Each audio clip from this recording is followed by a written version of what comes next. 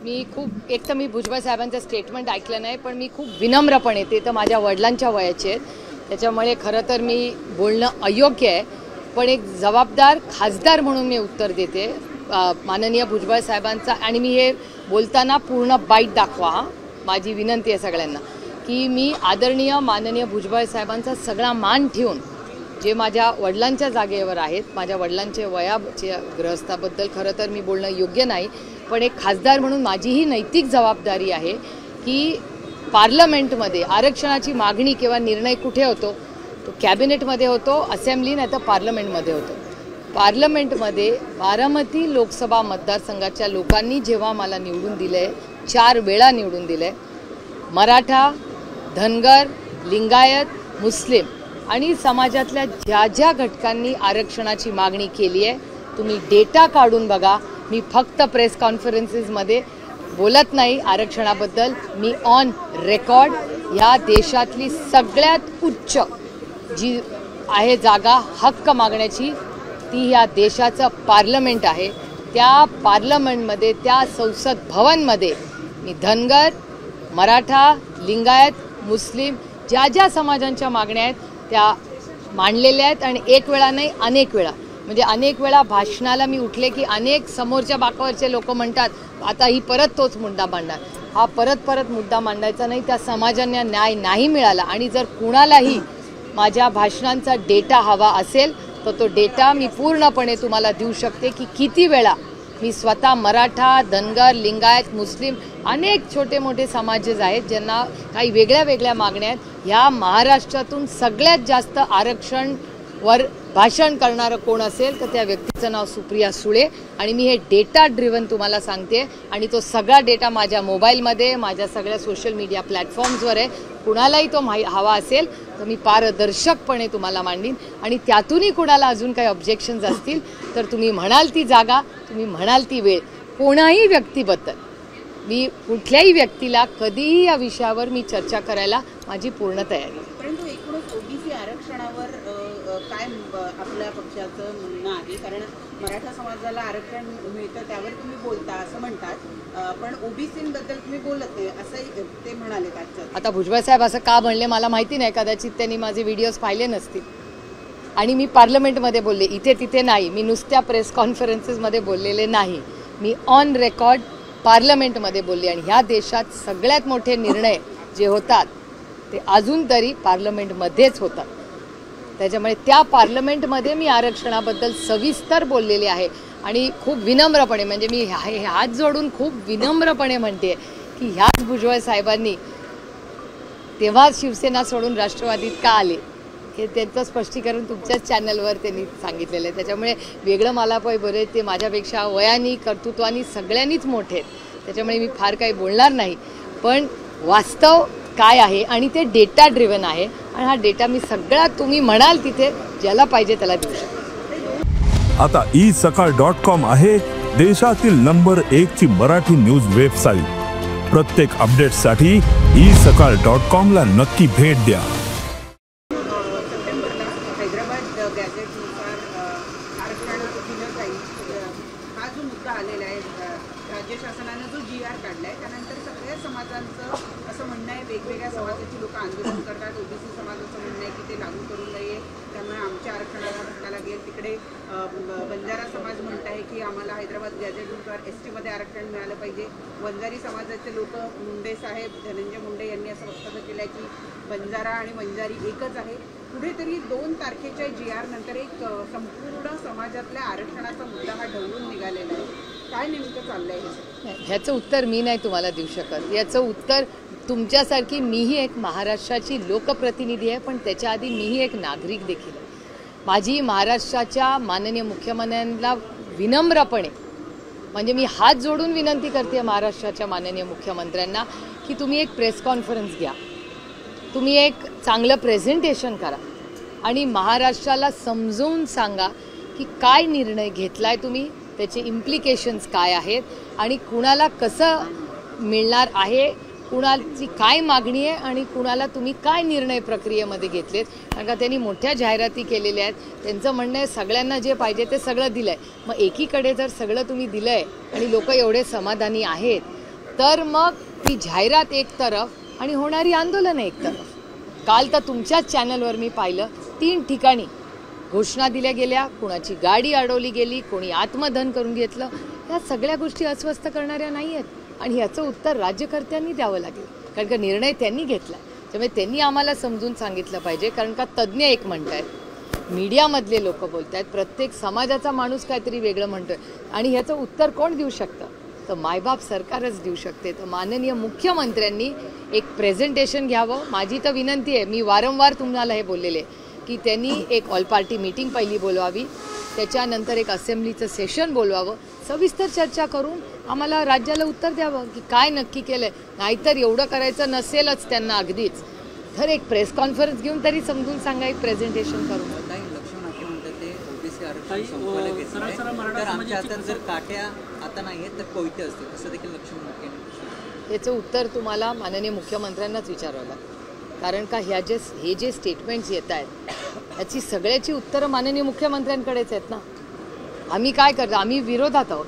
आम्ही लोकांच्या ज्या काही भावना आहेत त्या पोचवण्याची सरकार दरबारी नैतिक जबाबदारी विपक्षी आहे, विरोधी पक्षाची आहे, ते आम्ही सातत्याने करतोय। मी तर रोज बोलते या विषयांवर आणि मी गेले अनेक महिने, म्हणजे ओल्या दुष्काळाची बातमी काल तुम्ही मला तुमच्या एका चॅनलवर मी पाहिली।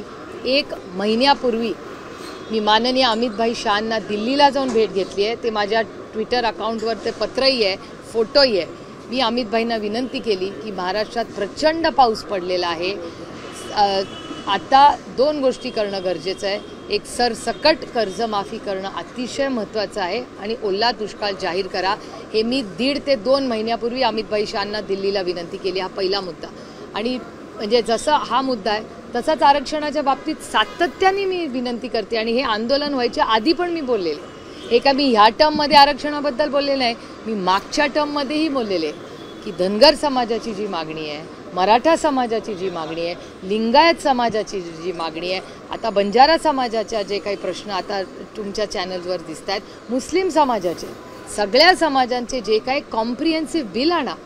माझं भाषण काढून बघू शकता तुम्ही, मी तारीख वाईज किती वेळा ह्याच्यावर बोलले की एक एक करू नका। एक मोठं देशात एवढी मोठा मॅन्डेट आहे या सरकारला, तिकडे 1.5 किती 240 250 खासदार आणि इथे 250 आमदार, एवढं मोठं मॅन्डेट तुमच्याकडे असताना आणि केंद्रामध्ये जर असा काहीतरी चांगलं आरक्षणाचं सोल्युशन काढलं, आम्ही सरकारच्या बाजूनी जसं GSTला उतरलो आणि त्यांच्याबरोबर मतदान केलं, आम्ही आरक्षणासाठी करू त्यांच्याबरोबर, पण त्यांनी पीस बाय पीस आणून उपयोग नाही। मग कधी झारखंडसाठी आणलं, आम्ही स्वागत केलं, कधी गोव्यासाठी आणलं, आम्ही स्वागत केलं, कधी उत्तराखंडसाठी आणलं, आम्ही स्वागतच केलं ना, आम्ही कधी विरोध केला?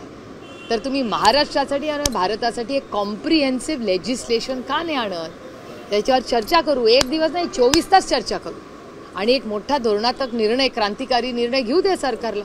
आम्ही पुरी ताकदीने सरकारबरोबर आहोत। उपोषण सोडताना GR लागू केला अशा पद्धतीची सरकारकडून घोषणा करण्यात आली। प्रत्यक्ष मात्र आज जर आपण पाहिलं, आज प्रमाणपत्र वाटपाला सुरुवात झाली, राज्यात केवळ 5 ते 10 प्रमाणपत्र वाटप करण्यात आलेली आहेत। याचाच अर्थ मराठा समाजाची फसवणूक झाली असं वाटत नाही का? कारण आवाज GRचे नाही तर हे सगळे जुन्या प्रक्रियेमध्ये जे प्रमाणपत्र होतं त्यांचं वाटप करण्यात आलं। खरं तर तुमच्या चॅनलवर विनोद पाटलांची एक केस आहे आणि तुम्ही आत्ता जे बोलताय ते ज्या दिवशी GR आला त्या दिवशीच विनोद पाटील हेच तुमच्याच चॅनलवर बोललेले आहेत संभाजीनगरमध्ये, आणि तेव्हाच कन्फ्युजन वाढायला लागलं की सरकार आणि माननीय मुख्यमंत्री एक म्हणतायत आणि विनोद पाटील दुसरं काहीतरी म्हणतायत, भुजबळ साहेब आणि काहीतरी। त्याच्यामुळे इतकं कन्फ्युजन झालेलं की नक्की इम्प्लिमेंटेशन काय होणार, कसं होणार, जोपर्यंत आणि माननीय मुख्यमंत्री आहेत या राज्याचे, माननीय मुख्यमंत्र्यांनीच सांगायचा अधिकार आहे की नक्की GR काय आहे, त्याचं इम्प्लिमेंटेशन कसं होईल आणि त्याचा फायदा किती लोकांना होईल। राहुल गांधींनी पत्रकार परिषदेत सॉफ्टवेअरचा वापर करत हजारो मतदार हे यादीतून हटवलं आणि त्यासाठी जो मोबाईल नंबर वापरण्यात आला तो कर्नाटकाचा। मी ती सगळी प्रेस कॉन्फरन्स पाहिली राहुलजींची। एक गोष्ट आपण सगळ्यांनीच मान्य केली पाहिजे की हा सगळी जी माहिती डेटा ड्रिव्हन आहे, म्हणजे हे नेहमीप्रमाणेचे आमच्यावर जसे खोटे नाटे आरोप केले जातात ते आपले इलेक्शनमध्ये आरोप येतात आणि मग ते गायब होतात, आणि ज्यांच्यावरती इलेक्शनवर सिरियस होतं आणि ज्यांच्यावर ED CBI वगैरे होते ते वॉशिंग मशीनचा एक ऑप्शन असतो। त्यामुळे हे 2 ऑप्शन्स या राज्यात आणि देशात आपण सगळ्यांनी गेल्या 11 वर्षात पाहिलेत, ही एक बाजू। दुसरी बाजू अशी की हे नवीनच झालेलं आहे. आपण सगळ्यांनी जर कोल्हापूरमधून आदरणीय पवारसाहेबांनी केलेलं जे स्टेटमेंट आहे हे तुमच्या सगळ्यांनी आज सकाळी दाखवलं, ह्याबद्दल मी तुमचे मनापासून आभार मानते. पण त्याच्यात पवारसाहेबांनी 2 अतिशय महत्त्वाच्या गोष्टी बोललेल्या आहेत. एक ते म्हणलेले आहेत की ह्या सगळ्यामध्ये इलेक्शन कमिशननी ह्याच्यात इंटरव्हेन्शन केलं पाहिजे आणि लोकांमध्ये आत्मविश्वास वाढवला पाहिजे की हे प्रॉब्लेमॅटिक झालं असेल तर ते करेक्ट करा. त्यामुळे हा जो संशय सर्वसामान्य मायबाप जनतेच्या मनात आलेला आहे त्याला कुठेतरी इलेक्शन कमिशननी जबाबदारीने उत्तर दिलं पाहिजे. हा पहिला मुद्दा त्यांनी मांडला. आणि दुसरा हे ते सातत्याने नाशिकलाही पवारसाहेब हेच म्हणले आणि कालही कोल्हापूरला आज सकाळी तुमच्या चॅनलवर मी त्यांची प्रेस पाहिली त्यात पण तेच म्हणले की आज कुठेतरी महाराष्ट्रामध्ये ही अस्वस्थता आहे. आपण सगळ्यांनी एकत्र मिळून तो जो महाराष्ट्रात कटुता निर्माण होतीये ती कुठेतरी आपण सगळ्यांनी मिळून त्याच्यात मार्ग काढला पाहिजे. पहिल्या दिवसापासून आमची सहकार्याची भूमिका आहे. आमची सगळी भाषणं काढून बघा. मी सातत्याने माननीय मुख्यमंत्र्यांना गेले अनेक आठवडे विनंती करते की तुम्ही एक ऑल पार्टी मीटिंग बोलवा, तुम्ही असेंब्लीचं सेशन घ्या आणि नुसत्या आरक्षणावर तर घ्याच पण त्याच्याबरोबर महाराष्ट्राच्या आर्थिक परिस्थितीवरही घ्या, कारण का तीही चिंताजनक आहे. म्हणजे एकीकडे शेतकरी प्रचंड अडचणीत आहे, ओला दुष्काळ जाहीर झालाच पाहिजे, सरसकट कर्जमाफी झालीच पाहिजे, त्याबरोबर आरक्षणात नक्की काय तुम्ही निर्णय घेतलेत ह्याची माहिती तमाम महाराष्ट्रातल्या मायबाप जनतेला कळलीच पाहिजे. आणि तिसरी महाराष्ट्रातली आर्थिक परिस्थिती ही अतिशय गंभीर आहे. हे मी म्हणत नाही आहे, वर्तमानपत्रात आलेला सगळा डेटा आणि चॅनलचा सगळा डेटा बनतो. त्याच्यामुळे हे 3 खूप मोठी आव्हानं आज राज्याच्या समोर आहेत. सुरक्षेचा मुद्दा जो आहे सातत्याने समोर येतोय. सर्वसामान्य माणूस रस्त्यावर चालला होता, बाजूला गाडी घे म्हटल्यानंतर एका व्यक्तीनं म्हणजे टोळी एका मुद्द्यानं पुण्यात त्याने गोळीबार केला, 3 गोळ्या लागल्या होत्या. पोलीस देखील त्या ठिकाणी पोहोचू शकले नाहीत. 100 मीटर अंतरावर पोलीस स्टेशन होतं. एकंदरीत पुणे शहर आणि जिल्ह्याच्या कायदा आणि सुव्यवस्थेचा प्रश्न सातत्याने समोर येतो. तुमच्या प्रश्नातच माझं उत्तर आहे. मी विरोधक म्हणून उगाच टीका करत बसत नाही, पण माझ्या राज्याचं नाव अशा वेळेस खराब होतं जेव्हा एखादी अशी घटना होते, देशामध्ये बातमी जाते. आणि ही गोष्ट खरी आहे की लोक विश्वासाच्या नात्याने देशातून मुलं शिक्षणासाठी तुमच्या आणि माझ्या पुण्यात पाठवतात. शिक्षणाचं माहेर घर म्हणून पुण्याची ओळख आहे आणि आपल्या सगळ्यांवर झालेले संस्कार आहेत की वाघिणीचं दूध म्हणजे शिक्षण आहे. जे एकीकडे आपण छत्रपतींचं नाव घेतो, शाहू फुले आंबेडकरांचं नाव घेऊन हे सरकार चालवतात आणि एकीकडे न स्कॉलरशिपचे पैसे ते मुलांना देत आहेत, न सुरक्षितता पुण्यासारख्या शहरात. आणि हा डेटा माझा नाही, हा डेटा तुमचा आणि भारत सरकारचा आहे. भारत सरकारचा डेटा सांगतो की महाराष्ट्रात क्राईम वाढलेला आहे. हा माझा डेटा नाही आणि त्यांच्याच विचाराचं सरकार महाराष्ट्रात आणि दिल्लीत आहे. त्यामुळे त्यांचा स्वतःचा डेटा सांगतो की महाराष्ट्रात क्राईम वाढलेला आहे आणि पुणे जिल्ह्यात तो वाढलेला आहे. हा आरोप नाही आहे, हे डेटा ड्रिव्हन माहिती मी तुम्हाला देते. मराठी झालं का सगळं? शहाडमध्ये सुद्धा जे आहे ते शिंदे आणि भाजपच्या गटामध्ये राडा पाहायला मिळाला आहे. निवडणुकीच्या तोंडावरती म्हणजे महायुतीच्या कार्यकर्त्यांमध्ये हा राडा पाहायला मिळतो. एक तर बघ, मला तो शब्दच ऑब्जेक्शनल आहे. एकतर म्हणजे मी तो शब्द वापरतच नाही एकतर. आणि माझी सगळ्या माध्यमांना विनंती आहे, म्हणजे हा एक थोडासा वेगळा विषय की तुम्हीही शब्द जेव्हा चॅनल्सवर लावताना तेव्हा थोडासा विचार करून लावा, अशी एक आई म्हणून माझी विनम्र विनंती आहे. माझी भाषा ही फक्त दूरदर्शन आणि times of India, Maharashtra times, Loksatta वाचून माझी सुधारली. आमच्यावर असे संस्कार झाले की वाचन करा म्हणजे भाषा चांगली येते. त्यामुळे माझी विनंती आहे की तुम्ही त्याला भांडण म्हणा, मतभेद म्हणा, माझी ही विनंती एक आई म्हणून आहे, लोकप्रतिनिधी म्हणून फक्त नाही. पण हे जे ज्या पद्धतीने या महाराष्ट्रामध्ये या सरकारमध्ये जे मतभेद बाहेर येत आहेत, हे मी विरोधक म्हणून म्हणत नाही, पण महाराष्ट्राच्या संस्कृतीला न शोभणारे आहेत. घरं फोडली आमची म्हणजे पक्षही फोडली. आमच्या केसेस आजही चाललेल्या आहेत. आमच्यावर अन्याय झाला आहे का? तर हो झालेला आहे, काय वादच नाही आहे. पण अशा परिस्थितीत ज्या टोकाची भूमिका घेऊन आमची घरं आणि पक्ष फोडले आणि आता त्यांचे ज्या पद्धतीने वाद होत आहेत, ह्याच्यात नुकसान फक्त आणि फक्त सर्वसामान्य मायबाप जनता आणि महाराष्ट्राचं होतंय, आर्थिक, राजकीय आणि सामाजिक. वर्षा निवासस्थानातील एक निवेदन सध्या व्हायरल झालं. सगळ्याच ठिकाणी महाविकास आघाडी म्हणून लढता येणार नाही, त्याचा अर्थ तुम्ही सगळे स्वतंत्र लढणार आहात. तुम्हाला आठवत असेल की जेव्हा काँग्रेस आणि राष्ट्रवादी काँग्रेस एक होते ना, आमची आघाडी होती, तेव्हा सगळी इलेक्शन्स आम्ही एकत्र नाही लढायचो. त्यामुळे तेव्हा प्रत्येकजण, आणि हे कार्यकर्त्यांचं इलेक्शन आहे, प्रत्येक कार्यकर्त्याला इच्छा असते आपण लढावं. त्याच्यामुळे त्या भागांमध्ये तिथलं स्थानिक नेतृत्व ठरेल की आघाडी करायची का नाही. आणि काँग्रेस आणि राष्ट्रवादी एक असताना तेव्हा आम्ही किती वेळा वेगळे लढलेलोच आहोत ना. पुण्याला जिल्हा परिषद कधी आम्ही इतक्या वर्षात एकत्र लढलोय? वेगळेच लढलो. टेंडरचं डॉक्युमेंट सध्या प्रचंड व्हायरल झाले, त्यामध्ये प्रामुख्यानं वन ॲट अ टाईम. टेंडरचं एक डॉक्युमेंट सध्या प्रचंड व्हायरल झाले, त्याच्यामध्ये वर्षा निवासस्थानामधल्या काही कामाचं कागद जो आहे तो समोर येतोय. बेडसाठी, डबल बेडसाठी 20 लाखांचा खर्च, तर किचन दुरुस्तीसाठी जवळपास 19 म्हणजे 20 लाखांचा खर्च आहे.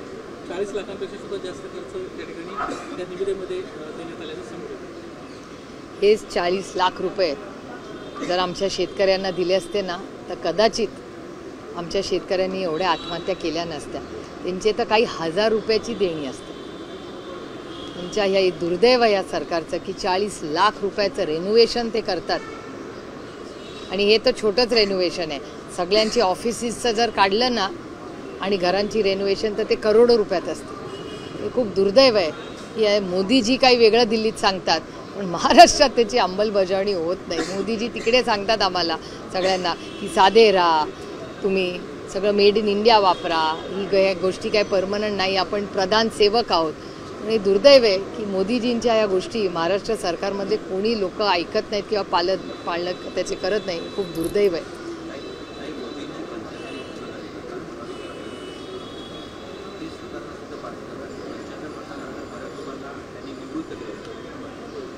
त्याचं उत्तर येणार आहेत 30 तारखेला. विचारा, 30 तारखेला माझ्याच मतदारसंघात येणार आहेत.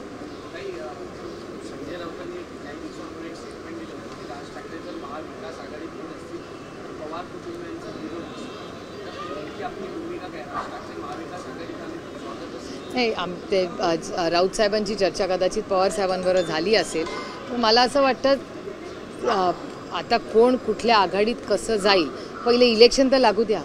आधी दिवाळी वगैरेपर्यंत लागत होतं. आता पुढच्या वर्षी कधी, म्हणजे संक्रांतीनंतर का गुढीपाडव्यानंतर का पुढच्या रक्षाबंधननंतर?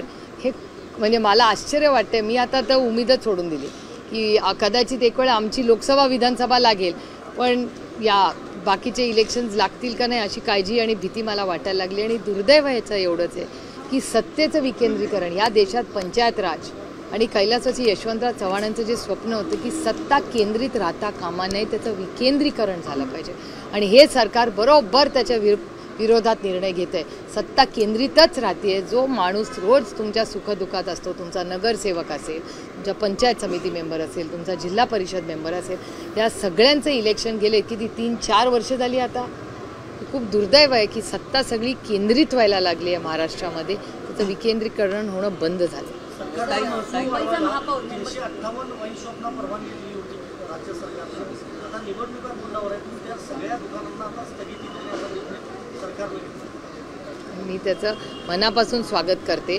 आणि मी परत अतिशय विनम्रपणे हात जोडून महाराष्ट्र सरकारला विनंती करते आणि एक्साईज डिपार्टमेंटला विनंती करते की जिथे जिथे शाळा आहेत तिथली दारूची दुकानं कृपा करून बंद करा. बारामती लोकसभा मतदारसंघात हिंजवडीला शाळेच्या समोर दारूचं दुकान होतं.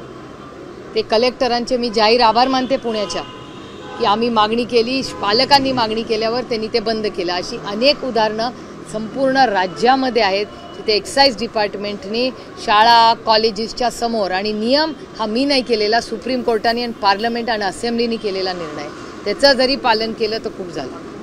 ताई, नवी मुंबईमध्ये अनधिकृत इमारती आहे. मुंबई महापालिका त्यावर कारवाई करणार होती, मात्र उपमुख्यमंत्री एकनाथ शिंदे यांनी स्थगिती आणली आणि त्यानंतर आता हायकोर्टाने विचारणा केली आहे की उपमुख्यमंत्री एकनाथ शिंदे यांना कोणता अधिकार आहे. मला असं वाटतं कोर्टाच्या बाबतीत आपण सगळ्यांनी जबाबदारीने बोलावं. कोर्टाचे जे काही नियम कायदे असतात त्याच्याबद्दल कोर्टाचा एक वेगळा मान सन्मान असतो आणि कोर्टाने जर काही कॉमेंट्स केली असतील तर त्याच्यावर मी बोलणं योग्य आहे. मराठी झालं का सगळं? महायुती मुंबईचा महापौर जो आहे तो महायुतीचाच असेल. कोणी आमच्या सोबत येऊ की न येऊ असं देवेंद्र फडणवीस यांनी त्यांच्या एका कार्यक्रमामध्ये म्हटलं होतं. भाजपचा तो कार्यक्रम होता. ही लोकशाही आहे, प्रत्येकाला बोलायचा अधिकार आहे. मी जेव्हा पेपरला बसते परीक्षेला तर मी मेरिटमध्ये येऊन पहिलीच येते ना. प्रत्येकाला आपल्याला वाटतं, तुम्ही पेपर आठवत नाही का कॉलेजचे दिवस, घरी आल्यावर आई विचारी पेपर कसा गेला, तर बेस्ट, किती मार्क पडणार, फुल, मी तर बेस्ट सोडवला आहे, 100पैकी 100च मिळायला पाहिजे. एवढं इतका तो हक बनता. मराठी महापौरवरून आता जे आहे ते मनसेचं आणि भाजपचं एकूण झोपलंय. मराठी महापौर होईल असं वाटतं का तुम्हाला? मी तुम्हाला खरं सांगू, मी असा विचारच करत नाही.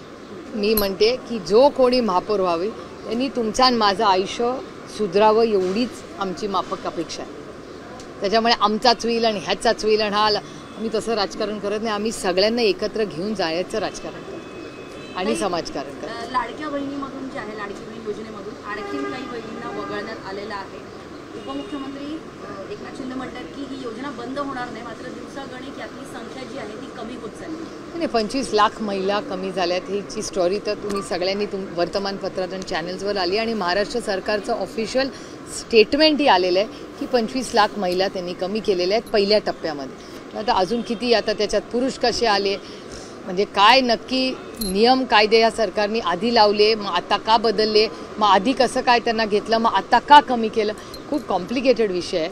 आणि महाराष्ट्र सरकारचे, तुम्हाला आठवत असेल की मी तेव्हाही स्टेटमेंट केलं होतं की 4,800 कोटी रुपयाचा घोटाळा तो आहे ना.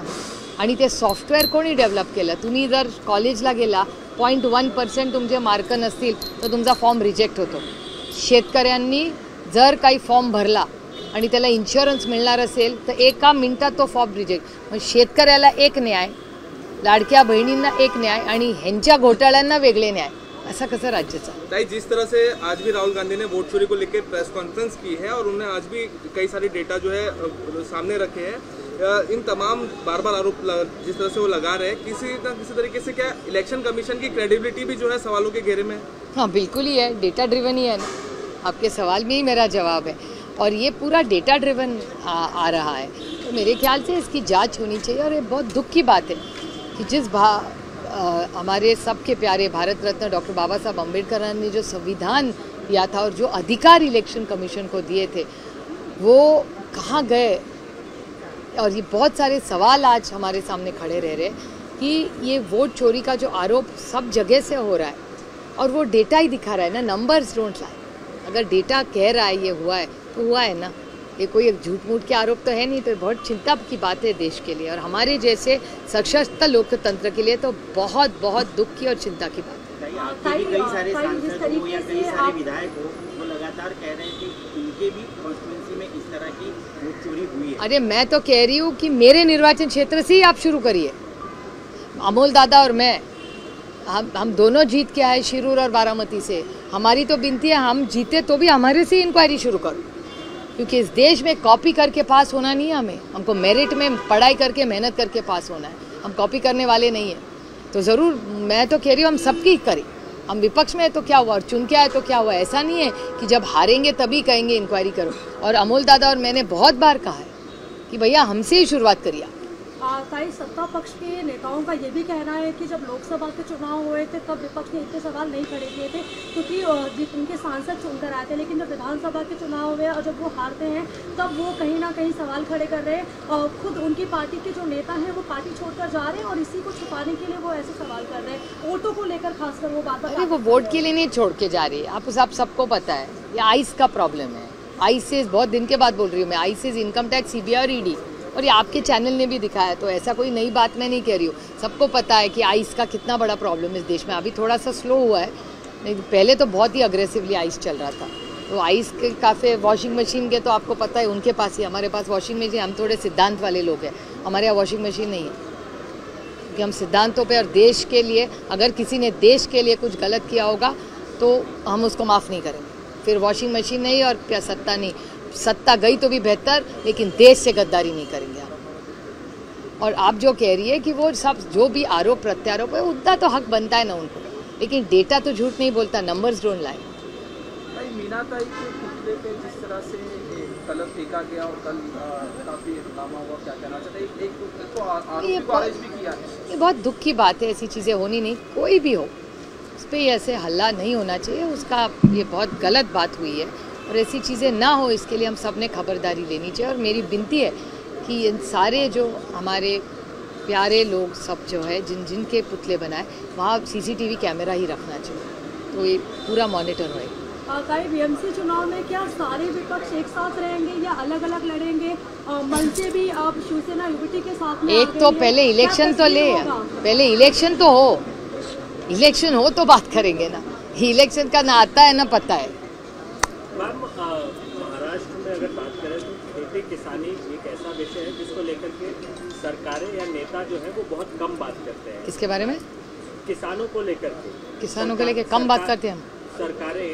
सरकार कम बात करती है। कम बात करते हैं। इन सबके बीच महाराष्ट्र में जो सुसाइड का आंकड़ा है वो बढ़ते जा रहा है, और इस बार जो खबर आई है वो संभाजी नगर से है, जहां पर एक किसान ने सरकारी प्रेशर के वजह से, सरकारी बाबुओं के प्रेशर के वजह से जो है वो सुसाइड कर लिया है। इन सारी घटनाओं को कैसे देखती हैं आप? क्या सरकार राज्य के किसानों के प्रति असंवेदनशील हो गई है? हाँ बिल्कुल, ये सरकार असंवेदनशील है ही। तो ना किसानों के बारे में है, बच्चों के बारे में है, शिक्षा के बारे में है, आरोग्य सेवा के बारे में है। आपने देखा जल जीवन मिशन का भी इश्यू के लिए असंवेदनशील है, और हमारे टीचर्स ने भी सुसाइड किए उसी मराठवाड़ा से जिसका आप उल्लेख कर रहे हैं आज। तो मेरे ख्याल से ये सरकार सिर्फ घर तोड़ो, पार्टी तोड़ो और कुछ भी करके सत्ता में आए और बड़े बड़े कॉन्ट्रैक्ट प्रोजेक्ट्स ही करें, इतना ही काम ये सरकार करती है। ये बहुत दुख की बात है कि बड़ा असंवेदनशील ये महाराष्ट्र की सरकार है, और इन्होंने कहा था कि किसानों का ऋण माफ़ करेंगे जब सत्ता में आएंगे। सत्ता में आके अब 1 साल होने आया, कौन सा ऋण इन्होंने माफ़ किया है कि कौन से किसान को न्याय दिया? और इसी कैबिनेट के एक मंत्री है मकरंद आबा पाटिल, उनका ही स्टेटमेंट है असेंबली में कि जनवरी से अभी तक हर 3 घंटे महाराष्ट्र में हर 3 घंटे एक किसान आत्महत्या करता है। ये बहुत दुख की बात है, और इसीलिए हम बड़ी विनम्रता से, आप नासिक शायद नहीं देखी हमारी स्टोरी, नासिक में सबसे बड़ा आंदोलन हमने खड़ा किया है। ये राजनीति की बात नहीं है, इंसानियत की बात है। जो आप और मेरे अनाज बोता है, इतनी मेहनत करता है, उसके लिए न्याय देना ये हम सब की जिम्मेदारी है। और जिस तरह से ना किसानों को भाव मिल रहा है, ना दूध का हो रहा है, ना प्याज का आप देख रहे क्या हो रहा है, तो इसमें पूरा जो किसान है वो बहुत ऐसे जगह पे आज खड़ा है। इसीलिए वो शायद इस तरह से जो आत्महत्या हो रही है, जो बढ़ रही है, उसका एक ही हल है कि इनकी पूरी उनका ऋण माफ़ किया जाए और नए तरीके से उनको ऋण दिया जाए। I'll give the reply. This government is absolutely insensitive. It has completely failed in several policies, including agriculture. The minister in the government, Mr. Makarand Abba Patil himself has made a statement in the assembly that since January, every 3 hours there is a suicide committed by farmers.